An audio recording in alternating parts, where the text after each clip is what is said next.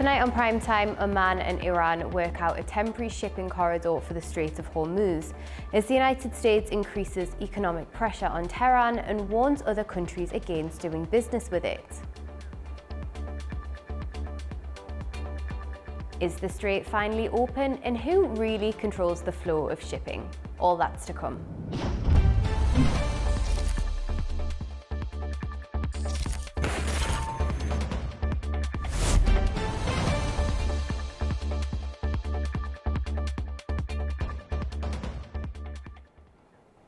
Thanks for joining us.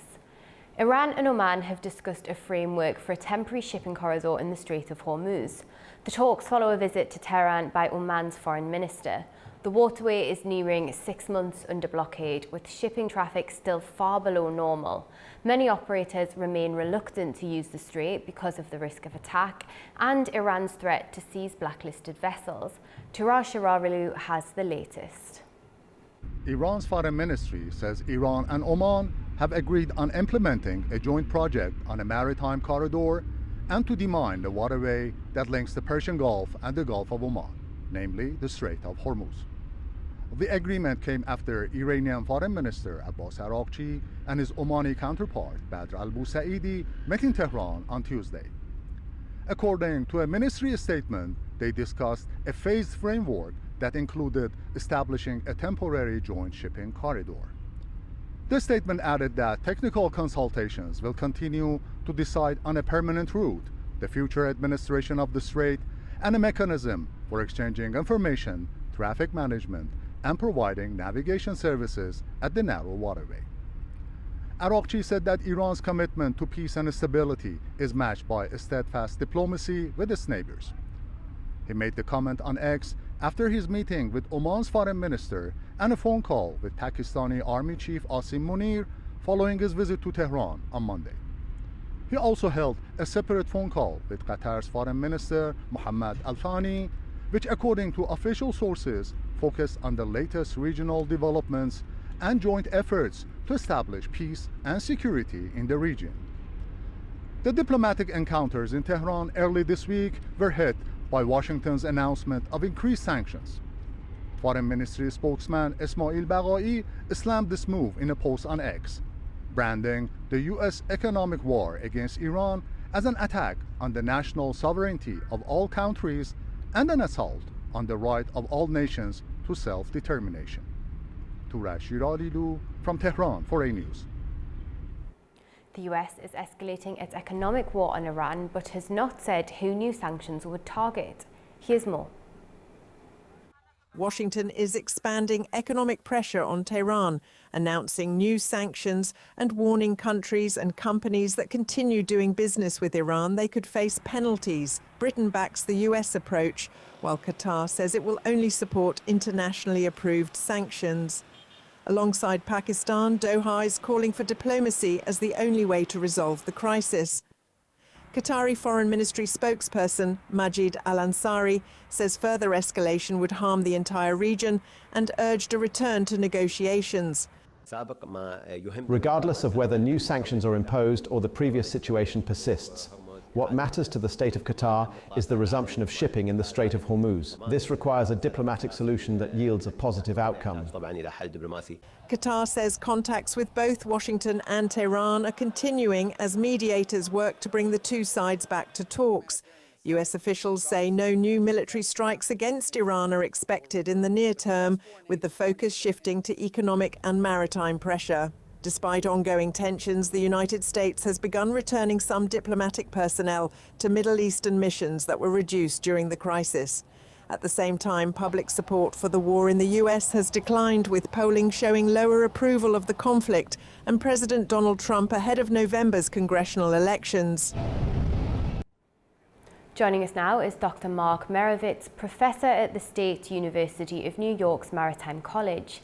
Thank you for joining us. Now, what more do we know about this temporary shipping corridor, and what difference will it actually make to shipping traffic? I mean, to me, this is just a diversionary tactic by Iran, and it doesn't get us any closer to working out this issue. I mean, it seems to me that Iranians just want to push this down the road until the midterm elections in the United States, and they don't want to do anything serious. Again, the Strait of Hormuz is an international strait. Iran cannot manage it. They're not entitled to do so under international law. So they keep having these discussions about shipping corridors with ingress one way and egress the other way. And to me, this is wasting time instead of sitting down, the United States, as President Trump has asked, to work a deal. And they're not doing that. They're just doing the other things to divert attention on the Strait of Hormuz. And that is not going to succeed, I don't think so, with the United States policy. President Trump has been speaking to Al Jazeera today, and he said the US is, this is a quote, achieving a very big victory as the Iran war nears the 6-month mark. But he said it will continue for as long as necessary, and there's no timetable to resume peace talks. So given what you've just said, what do you make of those comments? Look, again, the main driver is the midterm elections here. The United States has said they're not going to do a military option, but they're doing an economic blockade, an economic stranglehold. And furthermore, Secretary of Treasury Bessent has pointed out that what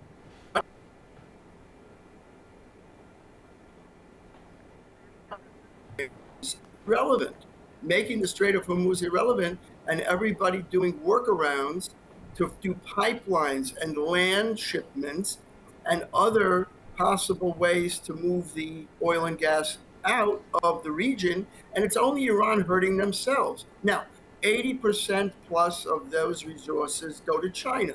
So China had better get involved to tell Iran to come to the table and work up a deal on the nuclear program.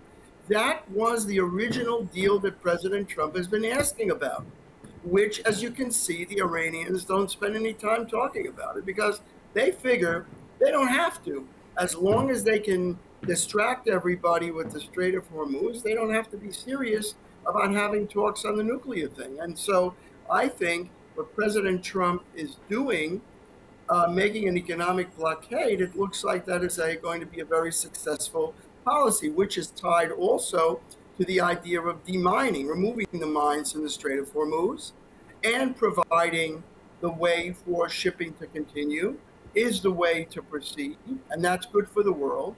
And what you see here in your report are all sorts of meetings that have nothing to do with the main issue, which is the nuclear program of Iran. It's quite miraculous and actually very, very befuddling and perplexing, but that's exactly how Iran is handling it. And by the way, they're very good at pushing things out of the focus of the world. But at the end of the day, the midterms are coming, and then whatever those results are will be very, very significant. But for now, they're just pushing this to the future, and they're not being serious.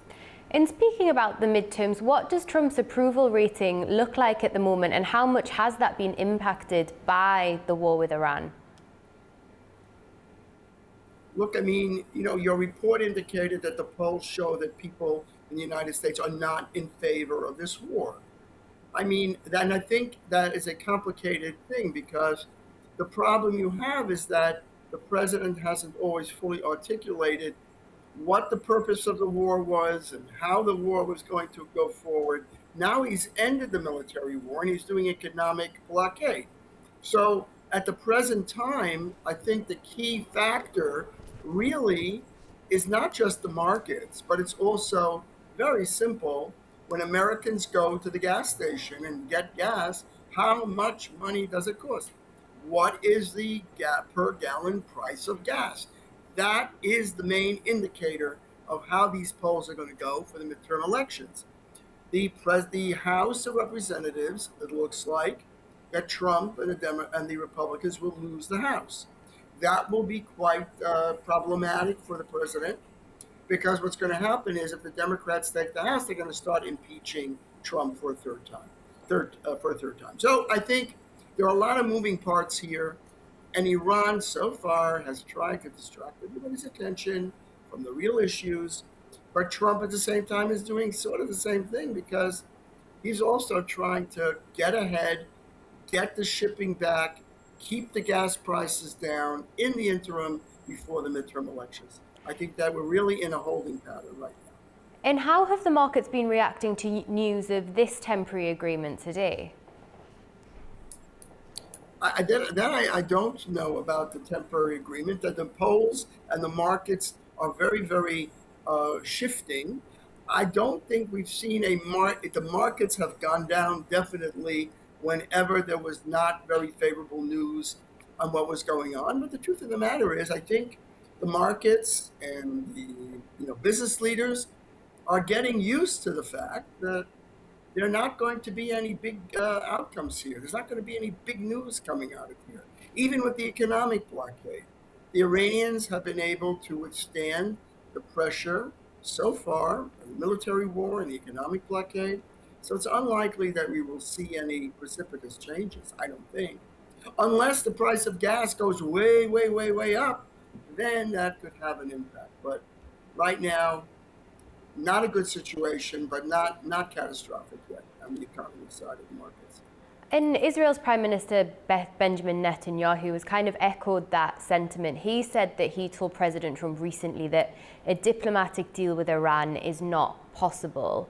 How surprised are you by those comments?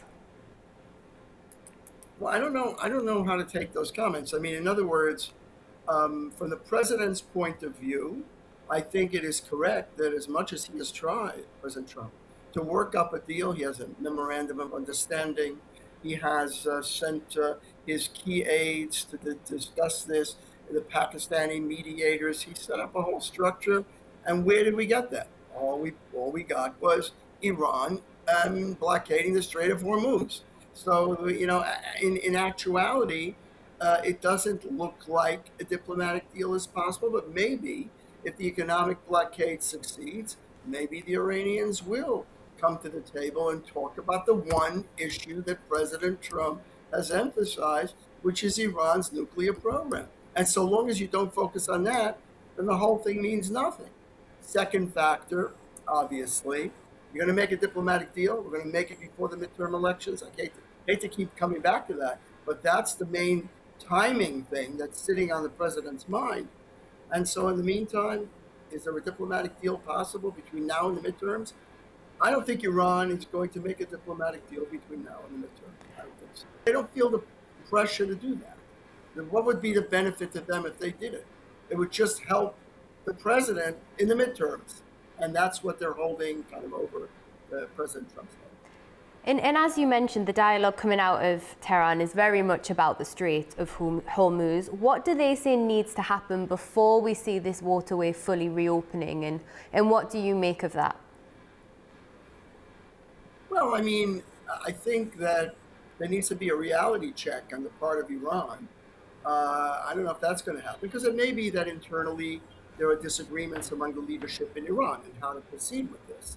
But in terms of Strait of Hormuz, the answer is, and this is the point that Treasury Secretary Bessent said, that the Hormuz Strait, that Iran is going to make the Hormuz Strait irrelevant, and that the countries that ship are going to do workarounds and use other scenarios to ship their oil and get their oil resources, gas resources, and use another way to do it, like pipelines and other significant waterways, and the Hormuz will become irrelevant, which is actually counterproductive and negative for Iran.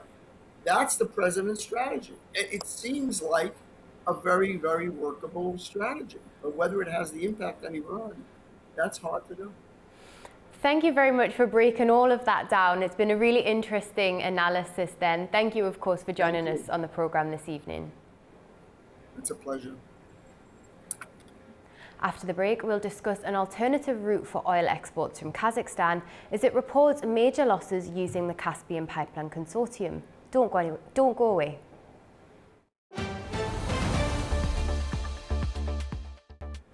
Welcome back. You're watching Primetime. Kazakhstan is considering the Baku-Supsa pipeline as one of its alternative routes for oil exports. The country's energy minister says the route is vital for Kazakhstan as it seeks to reduce its reliance on the Caspian Pipeline Consortium and minimise the impact of possible disruptions. Our correspondent Fariza Kalamurzina has more. The Baku-Supsa pipeline is vital for Kazakhstan as an alternative route for its oil exports. That's according to Energy Minister Irlana Kunjenev speaking at a briefing following a government meeting. Kunjenev said there have been no direct talks with Azerbaijan on the route so far, while some groundwork has already been done. Kazakhstan first needs to determine its own position on the issue. He said Kazakhstan has lost around 3.5 million tons of oil production due to attacks on the Caspian Pipeline Consortium, the CPC. Those volumes could have been redirected through the port of Aktau and then transported via the Baku-Supsa pipeline. The pipeline has an annual capacity of around 5 million tons. It could also have carried oil from fields where production was temporarily halted or reduced because of export constraints. Kazakhstan already exports oil through Azerbaijan using the Baku-Tbilisi-Ceyhan pipeline with around 1.2 million tons transported annually. And Azerbaijan has expressed its readiness to increase that volume to 2.2 million tons a year. The attacks on the CPC have also affected Kazakhstan's production plans. The country has cut its 2026 oil production target by 2 million tons, from 98 million to 96 million.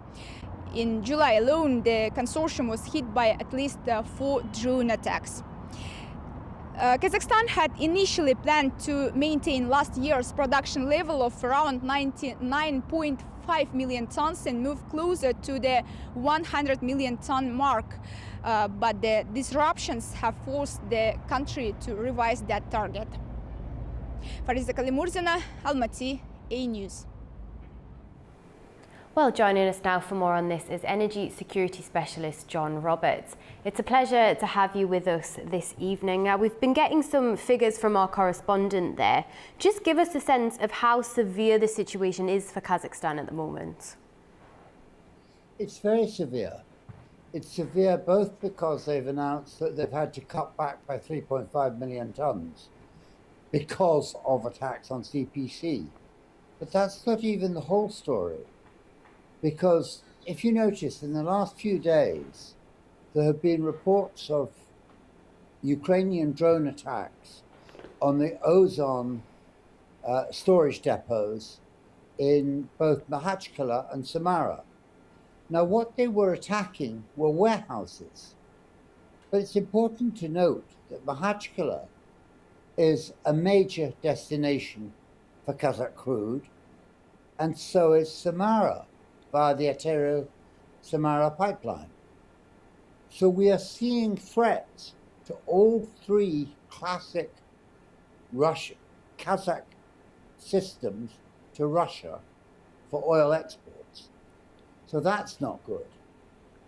But the next thing is, with regard to Baku-Supsa, that this is a pipeline that has basically not been used since 2022. Simply because, for Azerbaijani purposes, the BTC pipeline has been sufficient. Now, the pipeline, as I understand it, has almost certainly been maintained, so there's no problem with reopening it. But there are two things to bear in mind. One is that the operatorship of the pipeline is no longer with BP, who built it. It is with SOKAR, the Azerbaijani state company. So that makes it easier for the Kazakhs to cut a deal. They're cutting a deal, if necessary, government to government. But I think perhaps one key element that is perhaps underestimated is that this may actually be more of a technical decision than we think. If you put too much Kazakh crude into the Baku-Tbilisi-Ceyhan pipeline, you start changing the level of quality of oil going through the pipeline, because Kazakh oil is substantially different from Azerbaijani oil. So in other words, to run it through a separate system, particularly one that is underused at the moment, makes a lot of good technical sense. It keeps the system separate. But there is another element too. The Baku-Tbilisi-Ceyhan pipeline can take 1 million barrels of oil a day, but it's currently only operating at just over half that level. So there's plenty of spare capacity. But the Baku-Supsa line is much smaller. It's 1.5 million barrels a day, which is about 5 million tons a year. So what is going to be the amount that the Kazakhs can put into it? Nothing like the 1 million barrels a day that they produce and traditionally have sent via the CPC pipeline. We're talking of something maybe 15% or so able to go through. Now, logically, you would think the Kazakhs would want to put as much crude as possible through both Baku-Supsa and the BTC system. But they haven't got up to even 100,000 barrels a day on the BTC system. And they're now talking of raising it to maybe 1.5 million barrels a day,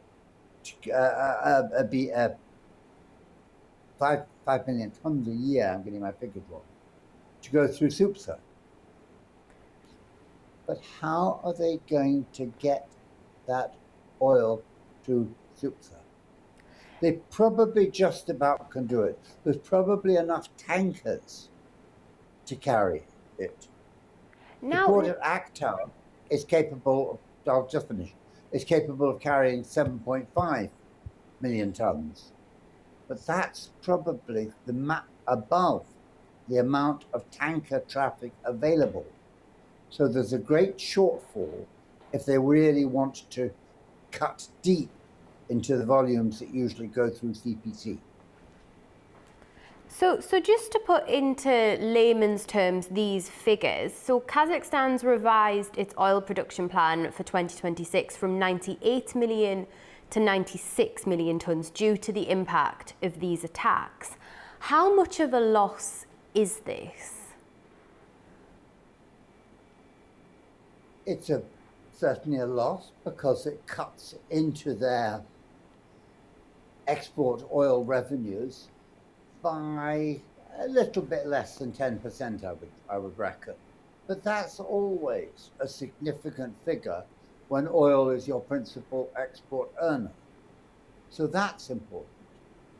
But I think the key worry is this what they have to do now, or will they have to make further cuts subsequently if CPC continues to prove unreliable in the future because of Ukrainian attacks on the port, or indeed Russia's own need to prioritize its cargoes through Novorossiysk? And do you think this could be a temporary solution to the attacks? Or do you think this could become a longer term plan of Kazakhstan and Azerbaijan cooperating? The Azerbaijanis and Kazakhs have been cooperating for decades. There's always been a volume of Kazakh oil going through BTC, crossing the Caspian by tanker. The problem is there hasn't been a major significant expansion of the tanker fleet for a decade, for more than a decade. What is needed is new tankers in the Caspian. Now, there are shipbuilding facilities in both Azerbaijan and Kazakhstan, but it would take a couple of years to get even a modest 12,000 ton tanker built. But that's exactly what is needed now, is more tankers. Thank you very much, John, for joining us. It was really helpful to break down those statistics. It was great to have you on the programme this evening. After the break, we'll check in with our correspondents from around the globe. Don't go anywhere.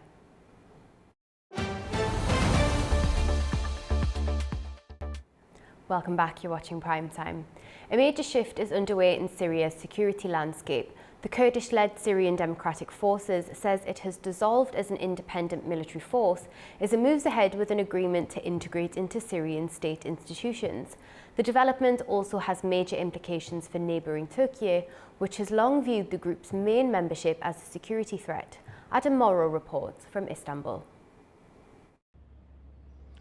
The Kurdish-led Syrian Democratic Forces, or SDF, has formally dissolved as an independent military force. The move marks a major step in Syria's efforts to reunify the country after more than a decade of conflict.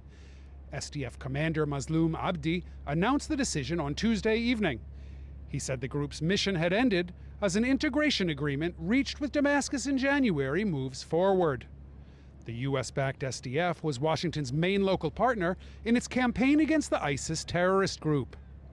At its height, the SDF controlled large parts of northern and eastern Syria. But the balance of power shifted earlier this year when Syrian government forces launched a lightning offensive that saw them retake much of the territory previously held by the SDF. That was followed by an agreement calling for SDF forces to be integrated into Syria's military apparatus. Turkey, meanwhile, has remained a key player throughout the process. Ankara views the SDF's main component, the YPG, as an extension of the Kurdistan Workers' Party, the PKK, which Turkey, the United States, and the European Union regard as a terrorist group. In recent years, Turkey has conducted several cross-border operations against the YPG and has consistently opposed a separate armed structure along its southern border. At the same time, Ankara has backed Syria's new leadership in its efforts to restore state control following the fall of President Bashar al-Assad in late 2024. Turkey has repeatedly stressed that Syria's future should be based on territorial integrity and national unity, with no place for armed groups that operate independently. This is Adam Morrow for A News in Istanbul, Turkey. 3 days of the Silk Road Finance and Technology Forum in Tashkent are coming to an end. Regulators, investors and technology leaders have been discussing how to build Central Asia's financial technology sector.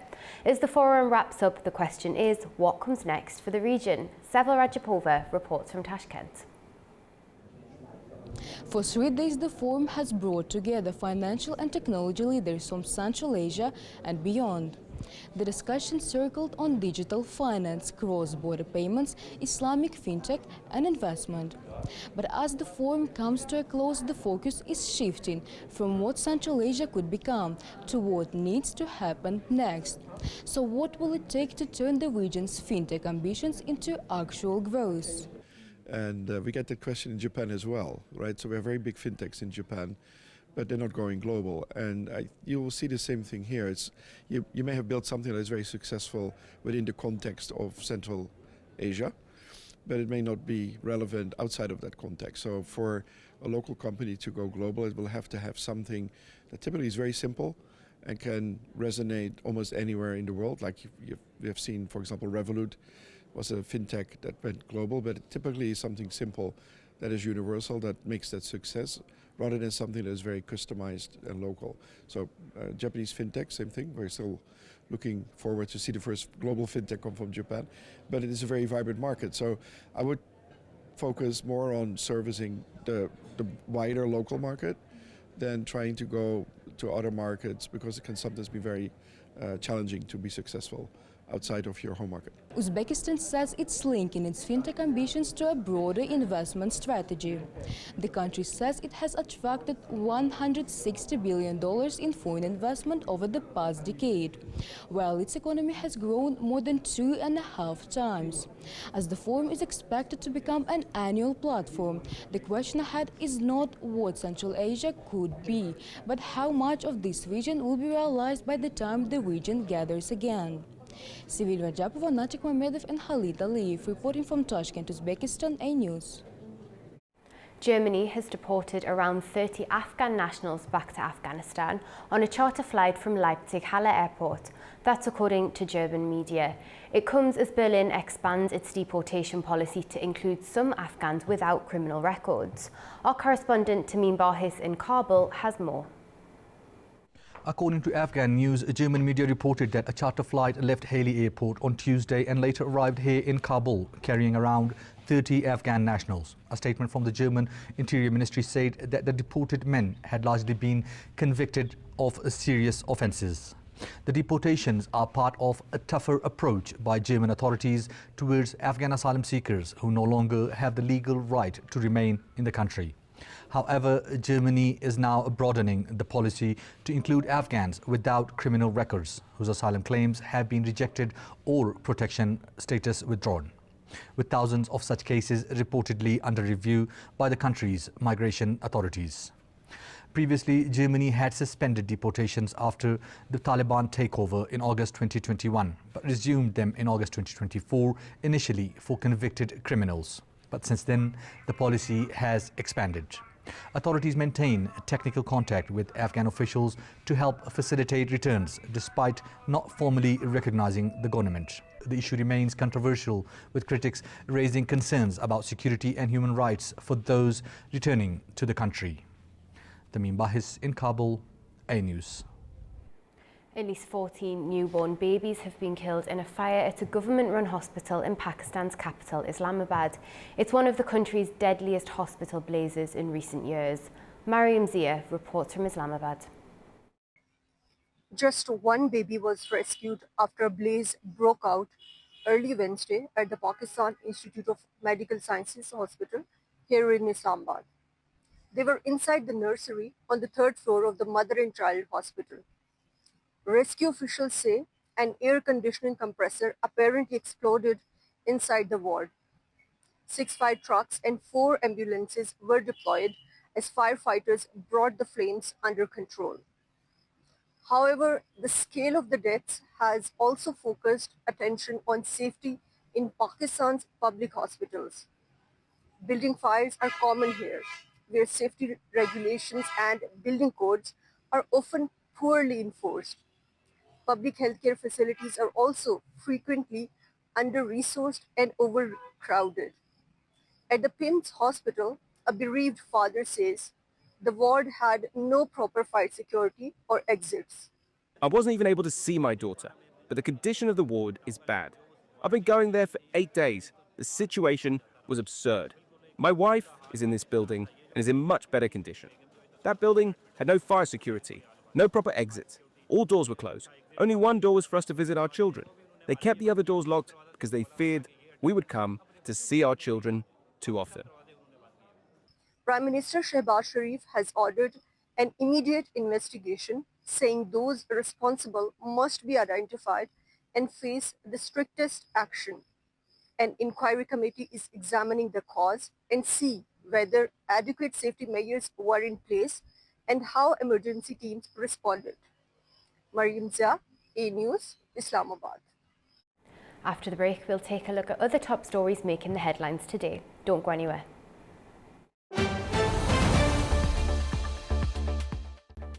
Welcome back, you're watching Primetime.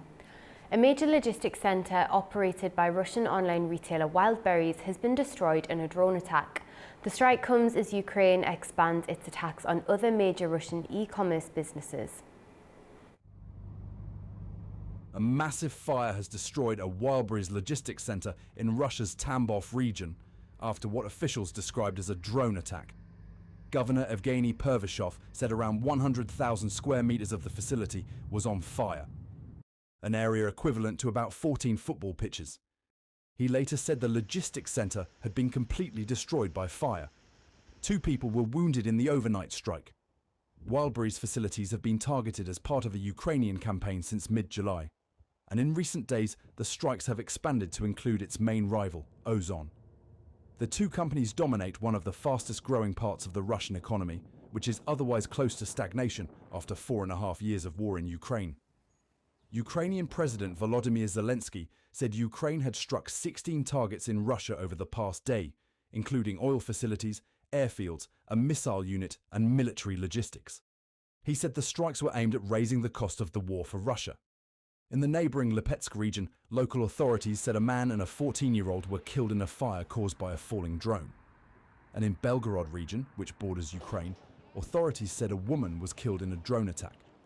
Both Ukraine and Russia have repeatedly denied targeting civilians since Moscow launched its full-scale invasion of Ukraine in February 2022. The Kremlin has confirmed contacts were made between CIA Director John Ratcliffe and Russian intelligence officials during his reported visit to Moscow, but the talks did not involve President Putin.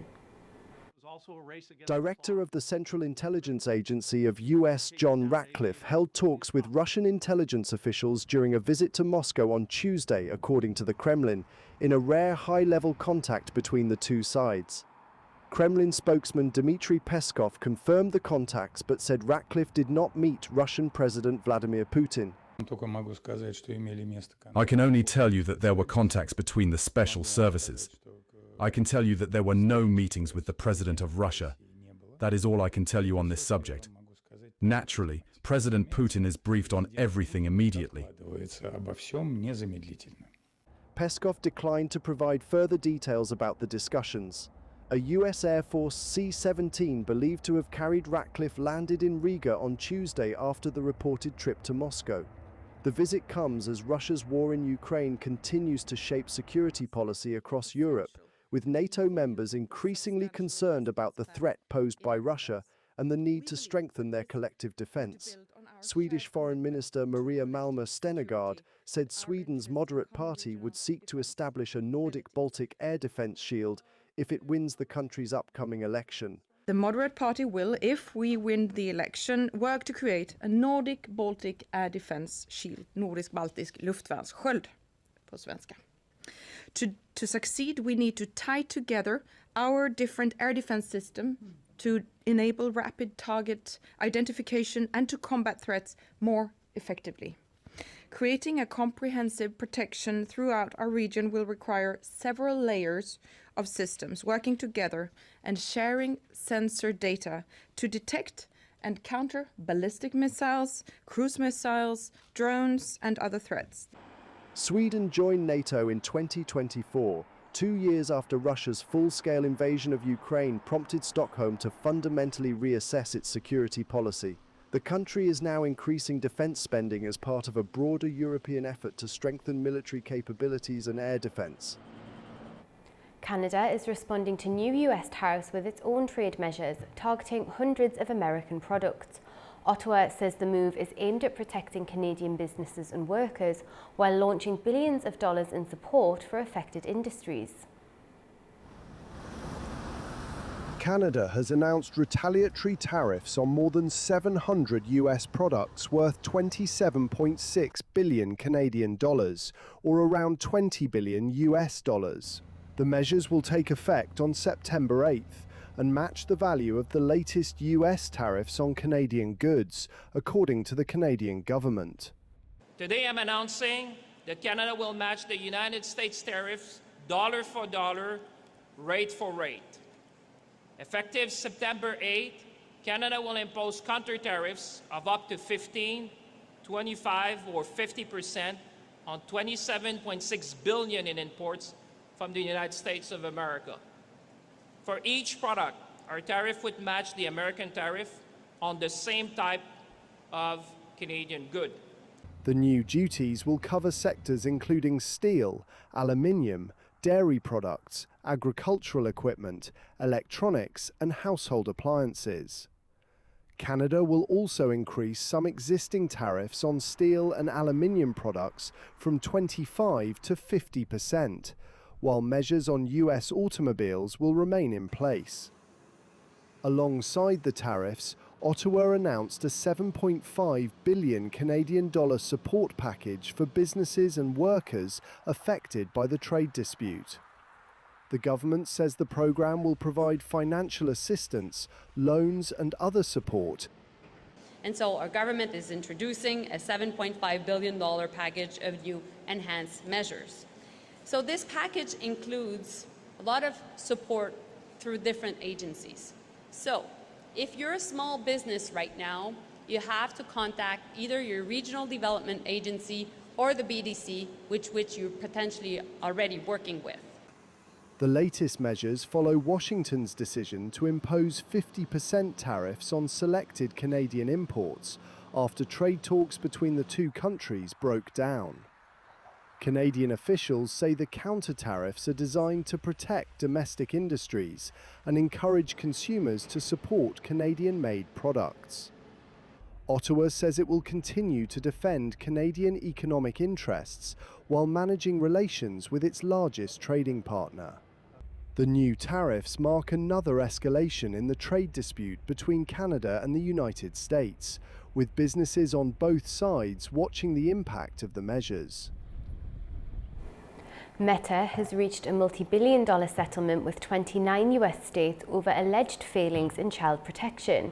It had been claimed that Meta encouraged addictive behavior by youngsters on Facebook and Instagram.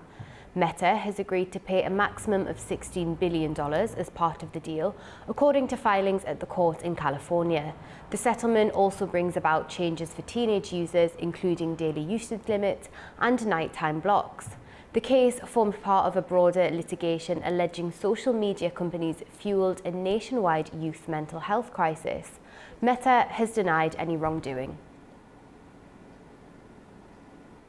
The US military says it has killed 4 suspected drug traffickers in a targeted strike in the Caribbean Sea. The US Southern Command says a joint task force destroyed a fast-moving vessel operating on established smuggling routes. Officials have released footage of the operation, describing it as part of an ongoing campaign against cartel networks in the Western Hemisphere. Military commanders have vowed to continue executing lethal strikes to dismantle and defeat the syndicates. Meanwhile, the US is extending its decades-old trade restrictions on Cuba for another year, further targeting officials and state-owned companies. Havana has criticized the decision, saying the move will increase pressure on the country's economy. Cuba condemns in the strongest possible terms the extension for 1 more year of the economic, commercial, and financial blockade imposed by the government of the United States, a genocidal policy that has been maintained against our people for more than 6 decades. The continuation of the so-called Trade with the Enemy Act until September 2027 is not a minor administrative action, but the confirmation that Washington insists in its purpose of suffocating an entire nation. This extension has come at the cruelest moment of the US onslaught against Cuba in recent years. That's all we've got time for on Primetime this evening. From all of us here in the studio, thank you very much for watching and have a safe and restful evening. Good night.